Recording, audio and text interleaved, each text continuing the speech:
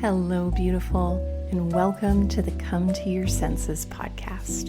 I'm your host, award-winning certified feminine embodiment coach, licensed esthetician, and enthusiastic foster dog mama to animals across the land, Mary Lofgren. Here, we explore how to bring more richness, radiance, peace, and pleasure to our lives, homes, and hearts through the joy of beauty, the wisdom of the body, the warmth of connection, and the splendor of the senses. I'm so glad you're here. Pull up a poof and let's dive in.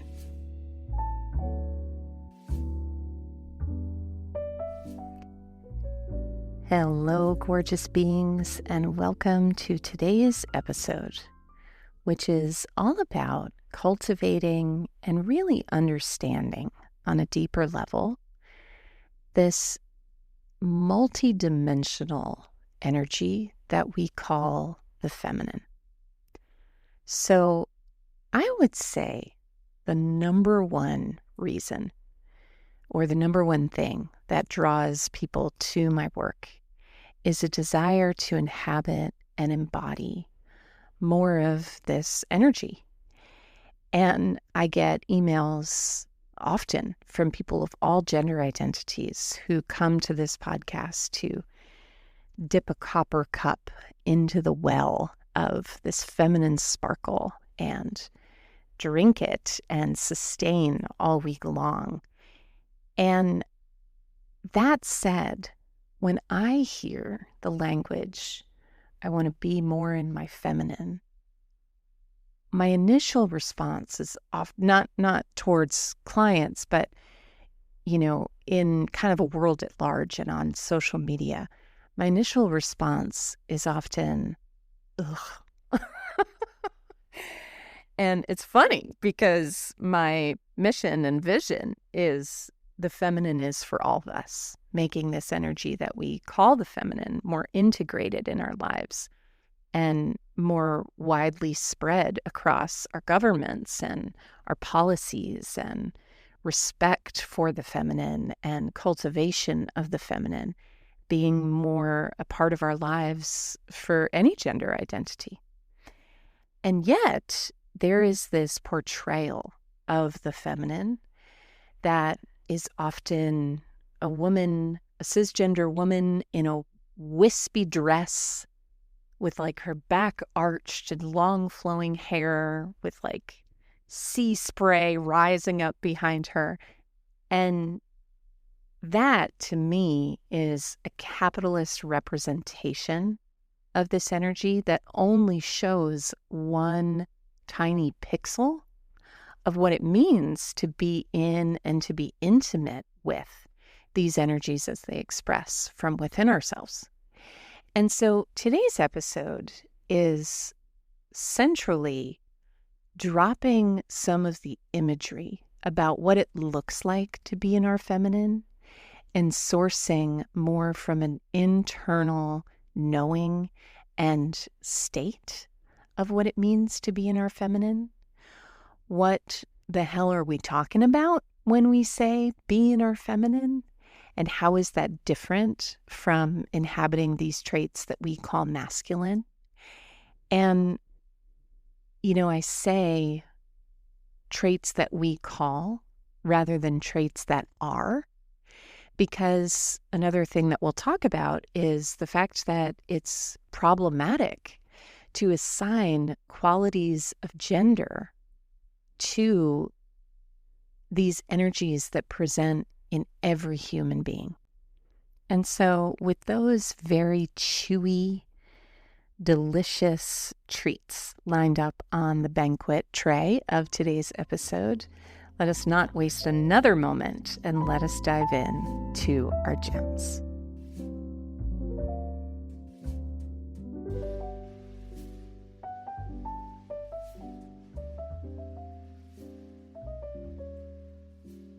So where we'll begin is with some of these polarities that signify energies we call feminine and masculine. And frankly, I think even the notion of polarity here is problematic. And yet, it's very natural and normal and understandable that the mind would want to see things in the context of opposites so that it might have a better understanding and an easier time categorizing information. But as we know, these qualities, be it these more masculine traits of drive and action and competition and assertion, as well as these feminine traits of receptivity and fluidity and cyclicality and bonding and co-regulating, these show up in all of us. And the way that they present and the way that they express is quite fluid and ever-changing. For example, you might be pushing a cart down the aisles of Costco, loading things into... I've never been at Costco. No, I've been to Costco once, but I've never gotten a membership or been a shopper there. And I got a teeth cleaning today, and the dental hygienist was talking all about it. But I have an idea of what it's like to be in the aisles of Costco. And, you might be in a more masculine state of checking off your list, moving fast, navigating the potential threat of a shopping cart coming at you. And that's a very different experience than the experience of, say, being at a spa and being surrounded by the sound of ocean waves and being tantalized by the aroma of geranium and sandalwood and rose as lavender steam softens your skin. And so some of these more masculine traits, and I'd really love to start by sharing some metaphors in nature, because I think nature is a beautiful representation of these two energies at play, but the fact that nature is never fully in a binary. So, for example, a mountain, which is solid and unshakable and dense, is something in nature that we may associate with the masculine, especially in opposition to something like the ocean, which is fluid and deep and mysterious and tidal and cyclical. And yet, mountains are created and shaped by the ocean. The ocean is held by the presence of the mountains. And yet there are pebbles and microscopic pieces of silt that work their way into the sand. There's all this crossover, all this interconnectedness. We know that the moon is very often associated with the feminine due to its cyclical and reflective and ever-changing nature, whereas the sun is more steady, more consistent, more 24-hour cycle, more direct. And yet, these two are undeniably interdependent on one another. And so these are just some examples of the way that these energies show up in nature. We know that an excessive amount of these energies, being out of balance with these energies, can create a toxicity and a presentation of these energies that can be destructive to ourselves and others. Example, the qualities of drive and assertion and protection are qualities we call masculine and can lead to, I know I don't need to tell you a whole host of toxic side effects of living in a patriarchy, but one example is a quickness to go to war. And that could be war in a military, or it could be war in a relationship, or war with one's self. An overabundance of the energy that we call feminine may result in lack of boundaries, passivity, people-pleasing, codependence, or just a general fuzziness as you move through life, a less clearly defined sense of self, a lack of motivation. And so that brings me to our next gem, which is some of my own personal knowings and experiences of how these energies show up in my own life.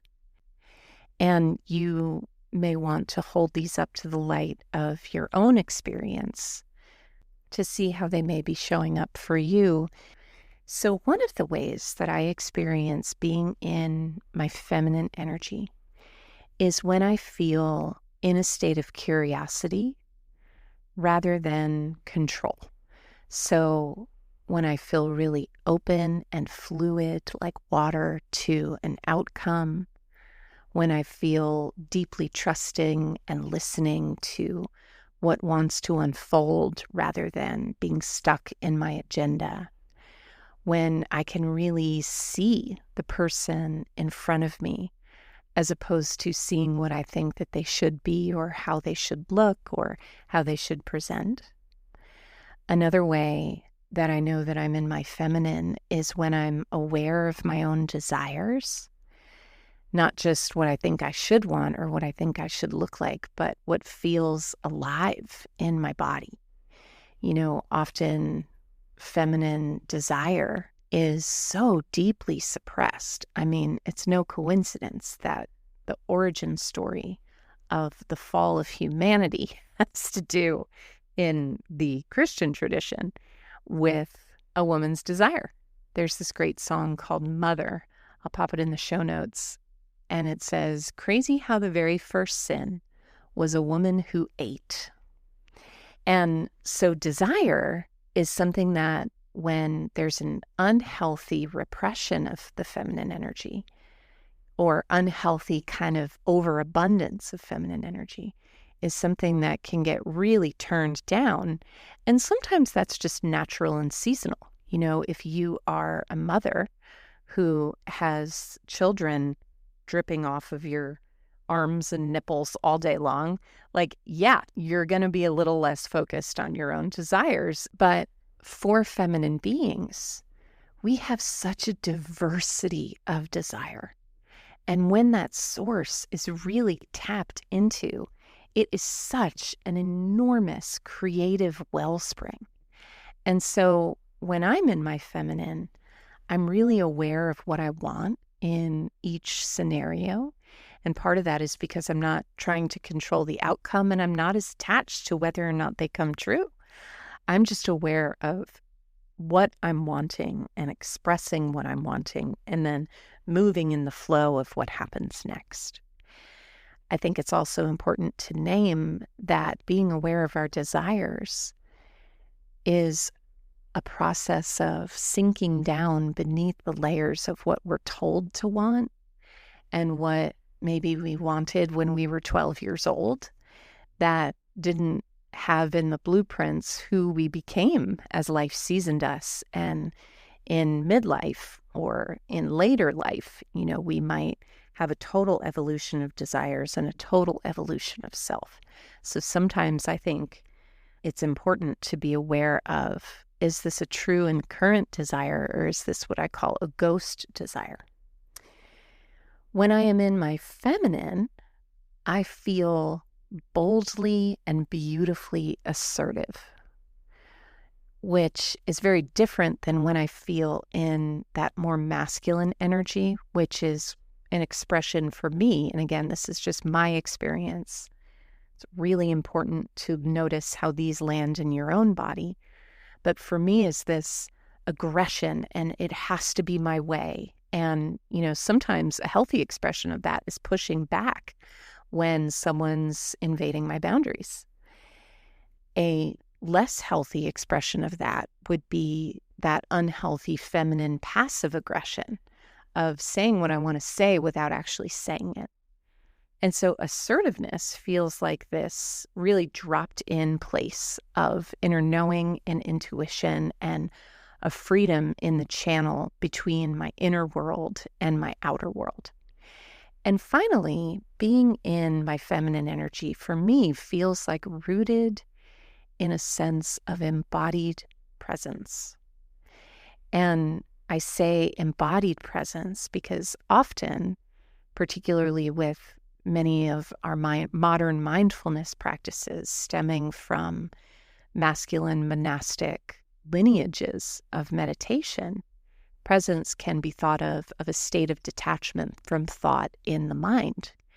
And that is a beautiful and necessary element in the recipe of presence, but particularly as a feminine being whose nervous system is oriented towards sensory experiences, interconnectedness, and emotional bonding, as well as experiences of beauty and meaning, and being able to take in the person in front of me, not just from a detached, we are all one gaze, but from a, wow, I feel like I could swim in the pool of your eyes.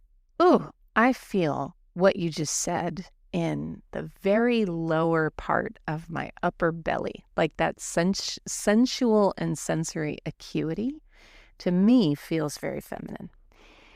When we are in our masculine energy, or let me rephrase that, because again, and I am going to just hit this home multiple times, I think one of the most problematic aspects of this gendering of energies is the assumption that this is true for everyone and that these energies present as true for everyone. But just like the mountains and the sea are interdimensionally interwoven, for you, in certain scenarios, if you are used to people pleasing and you locate that mama bear energy and you locate some healthy aggression, yeah, some might say that that's your healthy masculine, but it also is an expression of a healthy feminine rising up within you. The energies we call masculine present within me when I'm feeling strength in my body. Like, I remember during the pandemic, I got really into strength training. And in response to so much unhealthy masculine energy in my life and in my body, I, in my movement practice, really gravitated towards yoga and softness and fluidity and dance and intuitive movement. And I just couldn't believe how much power I felt flooding back to my body when I allowed myself to tap into that healthy aggression and grunt while I was lifting a 15-pound dumbbell and doing goblet squats and how much I loved it. And this development, again, because I had gone very far in the direction of the feminine, this cultivation of the masculine helped to bring me back to a state of wholeness and balance. And another way that I notice these energies that we call the masculine showing up in my life is when I'm willing to deliciously deny myself. So a big quality of feminine energy is that it is ever expanding in 1,000,001 directions. And like I said, our desires are wildly vast and diverse and can zing around a room like a loose BB from a BB gun. And my masculine energy says, yes, it's the morning and you don't feel like working and you have the freedom to loaf about, but you also know that that doesn't necessarily feel good and right. That feels like avoidance. And let's get you up and moving and feeling and contacting your power and doing so in a way that's enjoyable. It might not feel enjoyable at first, but there's pleasure and there's joy there and there's power there. And so it's like the masculine, similar to that mountain containing the sea. The masculine in me creates structure and containment. The masculine in me loves clarity. Oh, cutting through the noise. I mean, don't get me wrong. I love an intricate lace doily of verbal processing. I love a glittering tapestry of detail and story, but especially when I'm working with a client, it's like we can really drown in the details of that ungrounded feminine that just wants to zing all over the place. And there's a lot of pleasure and a lot of power in just trimming the edges and cutting right down to the essential point or the essential heart. Like, I find it so helpful for that root of the tree to be grounded and wrapped so that the moving fluid branches of my desires and my ideas and my wants and needs can know where they stand and know how far they can reach without snapping off the tree entirely. And that brings me to the final chapter in this episode, which is some of the ways that you can locate an internal experience of this energy that we call feminine. And so the first I've already talked about a bit, but it is following the ever unspooling thread of desire. So I used to be a student, and I also worked at Mama Gina's School of Womanly Arts. And it was a school entirely centered around women and the art of pleasure. And the tagline was using the power of pleasure to have your way with the world. And one of the first things that Mama Gina would have women do when they would come to like an intro night is start making a desire list. And a lot of times I think we resist exploring and listing our desires because it's painful. It's painful to want and to look at past desires that have been unfulfilled and disappointing ourselves. This is something I hear very frequently from clients, but one of the things that I find so inspiring about a desire list is the fact that not all desires are meant to be birthed through me. So just like a ovary contains all these thousands of eggs and only a handful ripen into maturity in a lifetime, and only a smaller handful, if any, are fertilized and are actually birthed. And that pain of desire, that I just spoke about, I find is only there when we see desire and listing our desires and reflecting on our desires as this more masculinized task list of what we must achieve. Whereas the more feminine approach is to splash your desires on the page like finger paints, simply because it's fun. It's fun to think about painting watercolors in autumn in Tuscany. It's fun to think about going on a date that ends in a long, lingering, warm heart-to-heart hug, but not a kiss. Trying to think of some of my other desires off the top of my head. It's fun to think about living in a home where there are always fair trade, beautiful local flowers on the dining room table. I can feel my body just getting excited, even thinking about it. But if I start thinking about, well, how am I going to make that happen? And that retreat is so expensive, and I can't control what happens on a date, nor do I want to. It's like instantly my magnetism just escapes like air from a whoopee cushion when I think about my desires in that context. But when I feel the pleasure of imagining that, there is an undeniable magnetism that bubbles through my body that clears a path for those to happen or not. I remember I used to daydream whenever I would go to the gym about the kind of gym that I would open, and I would call it Fitness Revolution. And there would be fat positive, body positive imagery on all the walls, and there would be certified health at every size, weight neutral personal trainers all over the floor. And we would play queer dance hits like Sylvester, and where there would be social justice gatherings in the, what do you call it, group fitness rooms. And there would be education and a waiver on microaggressions, and just like bringing social justice into our relationship to our bodies and to fitness, and reclaiming the joy of movement. I will never create this. I will, take this idea, please.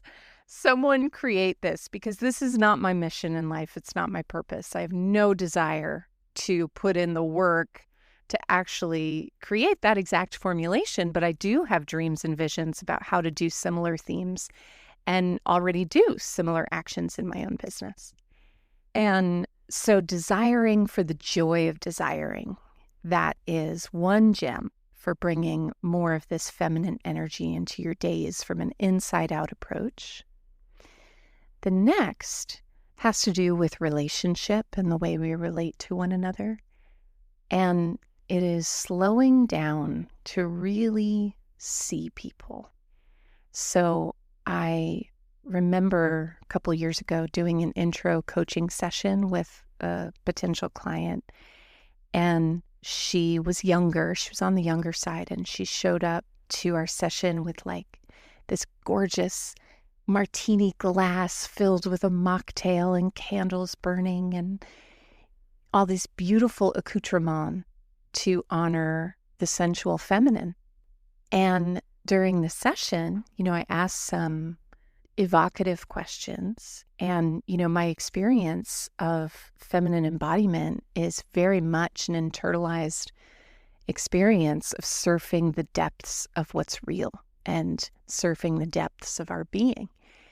And we need both. We need the sensual feminine coupe glass along with the surfing the depths of our psyche. And it was just so interesting because we were laughing at the end of the session because she just cried throughout the entire session. And she was like, I was not expecting this.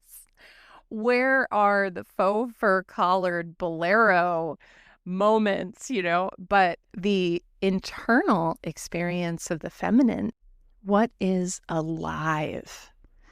What is real? What is speaking from the depths of your heart and your being and your body? And again, we need both. We need all these different expressions of the feminine. But in that session, it was like I delighted in looking at all of the visual elements. But what was most moving and most impactful was my ability to actually see her and see beyond the surface. And so one of the ways that you might incorporate this in your own life is that when you have a person in front of you, perhaps you slow down and you say less. And rather than keeping the conversation going like a karaoke ball, which we can sometimes do, especially in more transactional social situations, slowing down is this kind of magical elixir that you can drizzle on an interaction and deepen into an experience of connection and meaning that often just isn't there on the surface when we're just looking at each other rather than really seeing each other. And the final way to cultivate more of this feminine energy from the inside out is to approve of your way of being. In a patriarchy, so many of the things that are natural to the wiring of our nervous systems as feminine beings are considered wrong and pathological.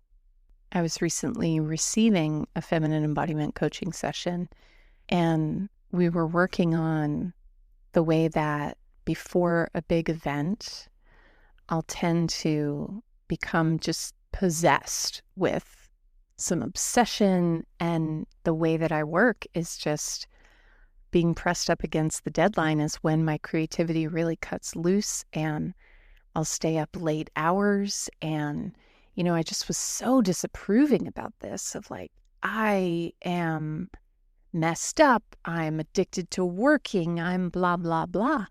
And as I got into some of the deeper layers in my body, it was like, no, this is fun for me. Like, I have a very fluid life where I have the privilege of getting to work exactly how and when I want to. And there are some weeks where, today I went to the dentist for my entire morning. I can do that. I don't keep the typical circadian daytime dependable hours. And during creative times and during times where there's a lot of prep to do, it's like I come alive at night. And so took the stress right out of it and allowed me to just be in flow with it. Because so often what's causing us stress and suffering isn't the thing itself, it's the way we think about it and the way we see ourselves inside of it. Another example of this is, the feminine nervous system finds safety through co-regulation and emotional expression. And I used to think that needing to process with my girlfriends, 3 at a time after a date or something made me codependent and silly. And now I understand that this is just the way my system is wired. There was never anything wrong with me. The fact that I didn't want to go to college when I was 17 and I instead went to school to be an esthetician didn't make me stupid or unmotivated as I thought it did at the time. It was an expression of the gift I'm here to give, which is my absolute love and spiritual calling of beauty. And so approving, again, an exercise that you might do to bring some of this wisdom into your own life is maybe listing 3 to 5 things that you think are just so wrong with you. And looking at, is there actually anything wrong with me? Or is this my natural flow? Is this my gift? Is this part of how my system is wired? And is the reason it's difficult simply because the world is not set up to honor the rhythms of feminine energy? I remember once hearing a man say, how can we have female CEOs when your energy is so unpredictable? And I wanted to be like, do you have any idea how much your company would take off if you learned how to cycle sync? Okay. And if you learned how to work with the rhythms of the feminine system, because all of a sudden your productivity, your creativity, your morale, your connectivity within your employees would skyrocket. And, one of my visions when I think of this motto, the feminine is for all of us, one of my visions is having menstrual leave be fair labor practice, which is just one example of a way that we can create more equity, not just equality in the world and in the workplace, for the differences and variations in all of our bodies and all of our systems for the good of all beings. And so, my friends, this brings our episode of the feminine beyond the wispy to a close. And may your embodiment and curiosity about the way that this life force and the way that this energy expresses itself through you as you, regardless of your sex or gender, may it be messy, may it be magnetic, and may it be profoundly satisfying and creative to reclaim your wholeness by opening wider and further to your feminine energy. And if this opened new doorways of possibility and awareness for you, I would be so honored if you would share it with a friend, leave me a review on iTunes, hit the subscribe button. And in fact, I'd love to spotlight one of our community members, Carrie Linna, who left a review on iTunes or is it still called iTunes? No, I think it's called Apple Podcasts now. Carrie Lina said, "This podcast is a needed gem for my life, and I am so blessed with your words and wisdom. I caregive for my dad now, am in menopause, but still know my sensuality and my rhythm of quiet and peace is still here. All love and light to you." Back at ya, Carrie Lina. So honored to have you as a member of the Come to Your Senses community. And if you would like to hear your name read on the air, I would be so grateful and so delighted to connect with you in this way. I hope you have a wonderful week full of feminine frolic, and I will see you in our next episode.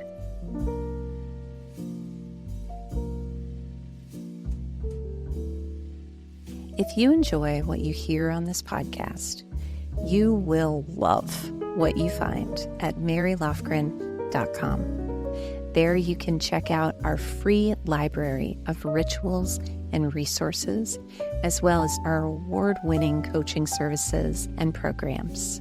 Head to marylofgren.com to bring beauty, embodiment, wisdom, and wonder to life.